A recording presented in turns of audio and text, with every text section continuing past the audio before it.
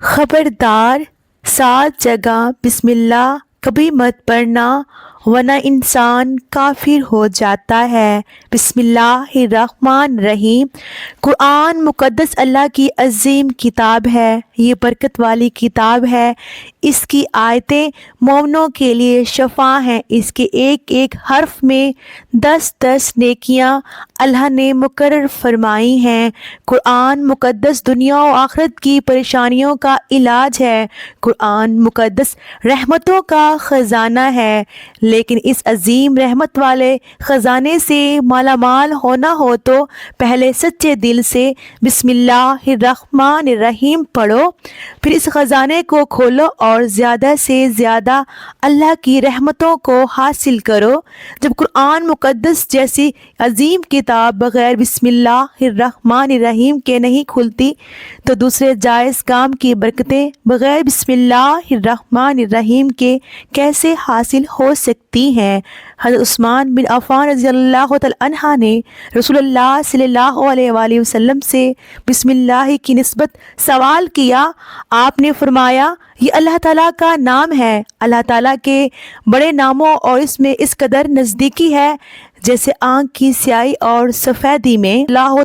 جابر رضی اللہ تعالی عنہ فرماتے ہیں جب یہ آیت بسم اللہ الرحمن الرحیم اتری، بادل مشرق کی طرف جھٹ گئے، ہوائیں ساکن ہو گئیں، سمندر ٹھہر گیا، جانوروں نے کان لگا لیے، شیاطین پر آسمان سے شعلے گرے، اور پروردگار عالم نے اپنی عزت و جلال کی قسم کھا کر فرمایا کہ جس چیز پر میرا یہ نام لیا جائے گا اس میں ضرور برکت ہوگی۔ ابن مسعود رضی اللہ تعالی عنہ فرماتے ہیں کہ جہنم کے 19 دراغوں سے جو بچنا چاہے وہ بسم اللہ الرحمن الرحیم پڑھے۔ اس کے بھی 19 حروف ہیں اور ہر حروف ہر رشتے سے بچاؤ بن جائے گا۔ اسے ابن عطیہ نے بیان کیا ہے، لیکن کچھ ایسی جگہیں جہاں پر بسم اللہ الرحمن الرحیم پڑھنا حرام ہے، جائز ہی نہیں۔ ہر انسان جہاں چاہتا ہے پڑھ لیتا ہے۔ کچھ لوگوں کی ایسی عادت بن جاتی ہے کہ وہ ہر کام کرنے سے پہلے ایک دم بسم اللہ الرحمن الرحیم پڑھتے ہیں، تو کچھ ایسی بھی جگہ ہے جہاں پہ بسم اللہ ہمیں نہیں پڑھنا ہے۔ جہاں پر بسم اللہ انسان اگر پڑھے گا تو وہ گناہگار ہوگا۔ بسم اللہ کا پڑھنا ایسی جگہوں پر، ایسے مقامات پر جائز ہی نہیں ہے۔ اب آپ یہ سمجھ لیجئے کہ کون سے مقامات پر بسم اللہ پڑھنا چاہیے، کن مقامات پر بسم اللہ نہیں پڑھنا چاہیے۔ ناظرین، آپ نے سنا ہوگا کہ ہر کام شروع کرنے سے پہلے بسم اللہ الرحمن الرحیم پڑھنا چاہیے، کیونکہ بسم اللہ الرحمن الرحیم کا معنی ہے کہ اللہ کے نام سے شروع جو بڑا مہربان نہایت رحم والا ہے، یعنی ہم کام کو جو شروع کر رہے ہیں وہ اللہ کے نام سے شروع کر رہے ہیں تاکہ اللہ تعالی ہمارے اس کام میں برکت عطا فرما دے۔ اور بسم اللہ پڑھنے کے فائدے بھی بہت زیادہ ہوتے ہیں کہ اگر کوئی انسان کسی کام کو پڑھ کے کرتا ہے تو اللہ تبارک و تعالی اس کام میں برکت عطا فرماتا ہے، اور یہ سنت بھی ہے۔ حضور صلی اللہ علیہ وآلہ وسلم نے بہت سارے مقامات پر ہمیں بسم اللہ الرحمن الرحیم پڑھنے کی تاکید فرمائی ہے، اور حضور صلی اللہ علیہ وآلہ وسلم نے بسم اللہ الرحمن الرحیم پڑھنے کا حکم دیا ہے۔ اب اگر آپ کوئی بھی نیک کام شروع کر رہے ہیں، اس نیک کام شروع کرنے سے پہلے بسم اللہ الرحمن الرحیم اگر آپ پڑھ لیں گے تو آپ کی سنت بھی ادا ہو جائے گی، اور اس پہ آپ کو ثواب بھی ملے گا، اور اس کی برکتیں بھی آپ کو ملیں گی۔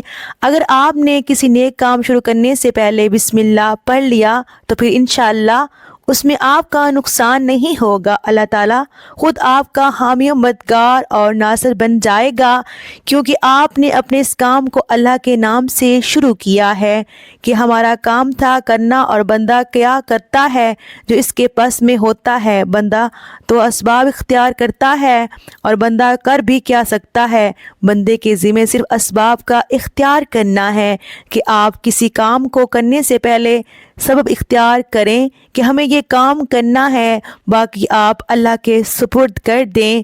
آپ اپنے کام کو کریں، باقی جو اب آپ کا کام ہے وہ اللہ تبارک و تعالیٰ کے سپرد کر دیں۔ ایک مرتبہ ایک صحابی آ کر عرض کیا، یا رسول اللہ صلی اللہ علیہ وآلہ وسلم، میں پریشان ہوں، ہمارے اونٹ کہیں کھو گئے ہیں۔ تو آپ صلی اللہ علیہ وآلہ وسلم نے ان کو یہ بتایا کہ اللہ پہ بھروسہ کرو، اور اللہ پہ بھروسہ ہی اصل چیز ہے۔ یہ بولو کہ میں نے اللہ پر بھروسہ کر لیا، اللہ پاک کافی بہترین کارساز ہے۔ تو کچھ صحابہ کرام کہنے لگے کہ یا رسول اللہ صلی اللہ علیہ وآلہ وسلم، ہمیں اللہ کی ذات پر بھروسہ ہے، کیا ہم اپنے اونٹوں کو ایسے ہی چھوڑ دیں؟ اگر ہماری قسمت میں ہوں گے تو ہمارے اونٹ واپس آ جائیں گے، اور مقدر میں نہیں ہوں گے تو چلے جائیں گے۔ ہمیں اللہ کی ذات پر بھروسہ ہے۔ تو آپ صلی اللہ علیہ وآلہ وسلم نے فرمایا کہ نہیں، پہلے اپنے اونٹ کو باندھو، پھر اللہ کی ذات پر یقین کرو، پھر اللہ کی ذات پر بھروسہ کرو۔ یعنی ہمارے ذمے کے جو کام ہیں وہ ہمارے اوپر کرنا لازم ہے۔ اسباب کا انکار کرنے والا جاہل ہوتا ہے۔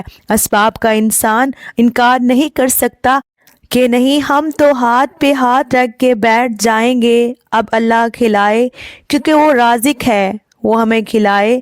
لیکن آپ اپنی محنت کیجئے، آپ اسباب اختیار کیجئے، پھر اللہ کی ذات پر چھوڑ دو۔ آپ پہلے جاؤ مزدوری پر، آپ کام پر جاؤ، آپ کا کاروبار کرو، پھر اللہ کی ذات پر چھوڑ دو کہ اے پروردگار عالم، اب ہمارا جو کام تھا ہم نے کر لیا، آگے تیری رضا ہے اور تیری رحمت کے ہم امیدوار ہیں۔ صرف ہمارے کمانے سے رزق تھوڑی ملتا ہے، ہم نے کمایا، بس کما کے لے آئے۔ اس کے علاوہ آپ غور کیجئے کہ دانے کو زمین سے نکالا کس نے، اس کے بعد پھر اس کو گیہوں کی شکل میں، پھر وہ آٹے کی شکل میں بنا، پھر وہ روٹی بنتی ہے۔ ہم سمجھ رہے ہیں کہ یہ ہماری محنت سے ہو رہا ہے، ہم نے روٹی بنائی، روٹی بنا کے وہ گوشت یا سالن یا سبزی ہمارے سامنے آئی، اس کے بعد ہم نے جیسے ہی اس کو بسم اللہ الرحمن الرحیم پڑھ کر کھایا تو اب ہمارے حلق پر ایک فرشتہ بیٹھا ہوا ہے، وہ فرشتہ اب اللہ سے اجازت مانگ رہا ہے۔ حلق میں ہماری دو نالیاں ہوتی ہیں، ایک نالی ہوتی ہے جو سانس کی ہوتی ہے، ایک نالی وہ ہوتی ہے جس سے رزق اندر جاتا ہے، کھانا اندر جاتا ہے۔ تو یہ دو نالی بالکل برابر ہوتی ہیں اور دونوں کا ایک ہی چھید ہوتا ہے، لیکن پھر وہ اندر جا کر الگ ہو جاتی ہیں۔ اب آپ یہ سوچ کر دیکھیے کہ فرشتہ یہاں پر بیٹھ کر اللہ تعالیٰ سے پوچھتا ہے ہمارے ہر لقمے پہ کہ مولا اس لقمے کو زندگی کا سبب بناؤں یا موت کا باعث بنا دوں۔ اب اللہ تعالیٰ کی اگر مرضی ہوتی ہے تو وہ لقمہ زندگی کا سبب بن جاتا ہے، اور اللہ کی مرضی نہیں ہوتی تو وہ لقمہ موت بن جاتا ہے۔ یعنی اگر وہ لقمہ بجائے خوراک والی نالی میں جانے کے اگر وہ سانس کی نالی میں چلا جائے تو پھر انسان ختم ہو جائے گا۔ تو آپ دیکھیں ہم نے اتنے سارے کام کیے، لیکن فرشتہ یہاں پر بیٹھا ہوا ہے کہ اس نوالے کو، اس لقمے کو کہاں لے جانا ہے۔ تو یہ آپ نے اسباب اختیار کیے، یعنی اس کو اسباب اختیار کرنا کہتے ہیں، اور اللہ تبارک و تعالیٰ پر چھوڑ دیا۔ تو نیک کام ہم شروع کر رہے ہیں، کھانا کھا رہے ہیں تو ہمیں بسم اللہ پڑھنے کی تاکید کی گئی ہے، لیکن ہمارے سارے لوگ ایسے ہوتے ہیں کہ کچھ حرام کام کرتے ہیں۔ جیسے مثال کے طور پہ اگر کوئی انسان جوا کھیل رہا ہے تو اس میں بسم اللہ کا پڑھنا حرام ہے کہ اللہ کے نام سے شروع۔ اللہ نے کب کہا تھا کہ آپ نے جوا کھیلو؟ جا کر اللہ نے کب کہا تھا کہ آپ شراب پیو؟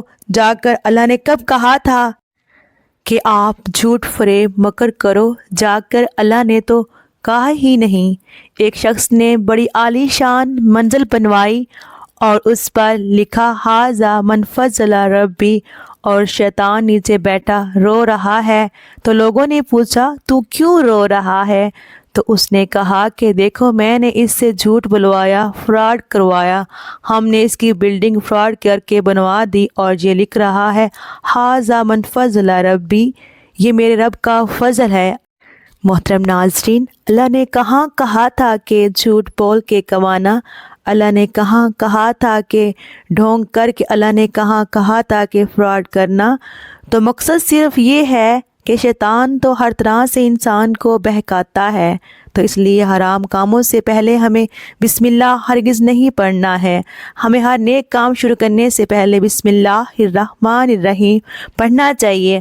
ہمیں احتیاط کرنا چاہیے کہ جب ہم باتھ روم کے اندر داخل ہو چکے ہوں، نہانے سے قبل بسم اللہ نہ پڑھیں۔ باتھ روم میں جانے سے پہلے ہم بسم اللہ الرحمن الرحیم پڑھیں، اور باتھ روم کے نکلنے کے بعد جب کپڑے پہنیں تو پھر بسم اللہ الرحمن الرحیم پڑھیں۔ اور کوئی انسان کاروبار کرتا ہے، اب اس نے جھوٹ بولا اور پھر اس کے بعد پیسے لیتے وقت بسم اللہ الرحمن الرحیم پڑھا، تو ایسی جگہوں پر جہاں پر حرام کام کوئی بندہ کرتا ہے تو وہاں پر بسم اللہ الرحمن الرحیم نہیں پڑھنا چاہیے، کیونکہ اللہ تبارک و تعالیٰ نے آپ کو دنیا میں جھوٹ دے رکھی ہے کہ جیسا کرو گے ویسا بھرو گے۔ اللہ سب کو دیکھ رہا ہے کہ کون کیا کر رہا ہے، تو جو کچھ ہم کر رہے ہیں صحیح ہے یا غلط۔ اس کے بعد پھر لوگ کہتے ہیں کہ یہ تو اللہ کی مرضی ہے، لیکن یاد رکھنا یہ اللہ کی مرضی نہیں، اللہ کی اجازت ہے۔ اللہ نے آپ کو اجازت دی ہوئی ہے، بس اللہ نے چھوٹ دی ہوئی ہے کہ کر لو دنیا میں جیسا کرنا ہو۔ اللہ ظالم کو ڈھیل دیتا ہے لیکن جب پکڑتا ہے تو چھوڑتا نہیں ہے۔ اللہ کی پکڑ بڑی سخت ہے، تو دنیا میں اللہ دیکھ رہا ہے، یہ مرضی نہیں اللہ کی کہ آپ گناہ کرو، لیکن اللہ نے بس اجازت دی ہوئی ہے کہ آپ کر لو، دیکھیں کتنا کرو گے۔ ایک دن آؤ گے میرے پاس، جب آؤ گے تب ہم فیصلہ کریں گے۔ مالک یوم دین انصاف کے دن کا حاکم تو اللہ کی ربوبیت سمجھیے، اور ہمیں یہ سمجھنا چاہیے کہ کون سے کام ہمیں کب کرنے چاہیے، کب نہیں کرنے چاہیے۔ جو سنت رسول اللہ صلی اللہ علیہ وآلہ وسلم پر ہم عمل کریں گے تو اللہ تعالی ہمیں کامیاب کر دے گا، دنیا میں بھی اور آخرت میں بھی انشاءاللہ تعالی۔ اللہ پاک ہمیں بہتر عمل کرنے کی توفیق عطا فرمائے اور ہمارا خاتمہ ایمان پر فرمائے، آمین۔ ناظرین، کمنٹ باکس میں اللہ تعالیٰ کے 99 ناموں میں سے ایک نام ضرور ٹائپ کیجیے گا۔ محترم ناظرین، اگر میرے سے کوئی پڑھنے میں غلطی ہوئی ہو تو آپ سے گزارش ہے کہ میری اصلاح کیجیے گا۔ اللہ حافظ، جزاک اللہ۔